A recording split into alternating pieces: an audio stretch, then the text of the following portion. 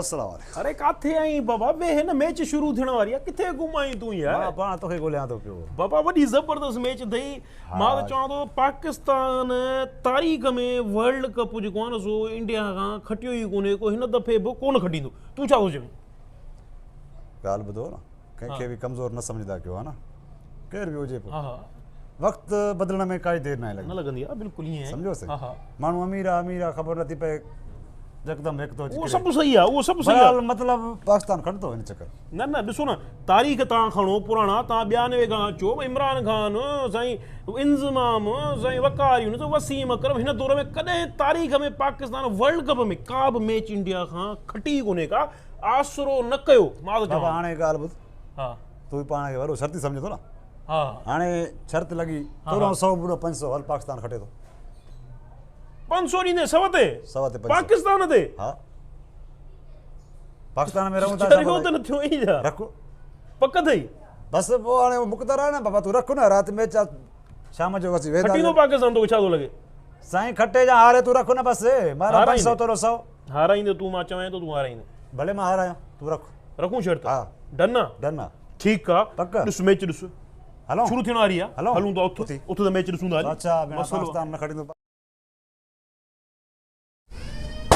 शर्त रखे कल्ह हाणे अचे ॾे न मूं हाणे वरी हले काॾे आयो न होटल ते सुबुह जो ईंदो आहे कल्ह ख़ुशि थिए पियो मां चयो 500 मां होॾो 100 त ख़ुशि थिए पियो अस्सलाम वालेकुम वरहमतुल्लाह वबरकातुहू शबीर खैर सां आहे बाबा वालेकुम अस्सलाम खैर सां आहे केरु हो तव्हां साईं साईं मां मुजतबा पाण मुजतबा आहे जी जी तस्बीह मसलो टोपी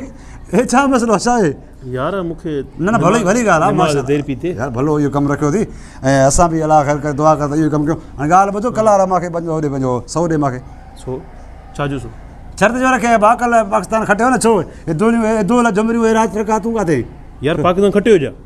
तूं जो अधु थी वञे बसि मां अचां थो घरां थी थो अचां पोइ मोटी आहियां होटल ते राति मां त आख़िर ते वेठो मैच ते खटियो न पाकिस्तान छो तूं काॾे वञे शुक्र अल्हम्दुलिल्लाह या अल्लाह से मुल्क खटराई मालिक एहसान मुबारक हुजे तोखे बि ख़ैर वार तोखे बि मुबारक हुजे पर मूंखे 100 ॾे जल्दी कर सोचा जो दा अरे कल्ह शर्त रखे न छो अदा छा थियो अथई शर्त रखणो हराम आहे हराम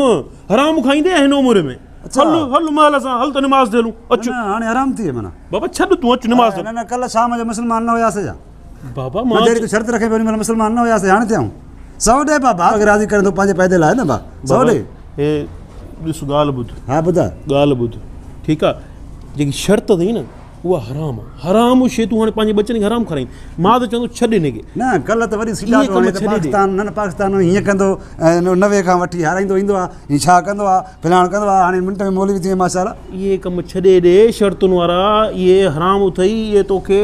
जेको आहे कंहिं जॻह बसि मौलवी साहिबु मां वञा थो पियो बाक़ी इहो 100 तोखे मुंहिंजो पुगो तूं निमाज़ हमेशह ईअं पढ़जांइ बाक़ी पाकिस्तान जो का ॿीहर न त कॾहिं हाराईंदो आहे इंशाल्लाह खटींदो पोइ वर्ल्ड कप असांजो इंशाल्लाह हा तस्बीह पढ़े थो हे टोपी पाती निमाज़ पढ़े थो मसलो रखियो दुआ खुदो कर पाकिस्तान हमेशह ईअं खटे इंशाल्लाह पाकिस्तान खटींदो कल्ह शर्तूं न रखिजो शाम जो मैचुनि ते शर्तूं न रखो हाणे वरी मौलवी थी हलो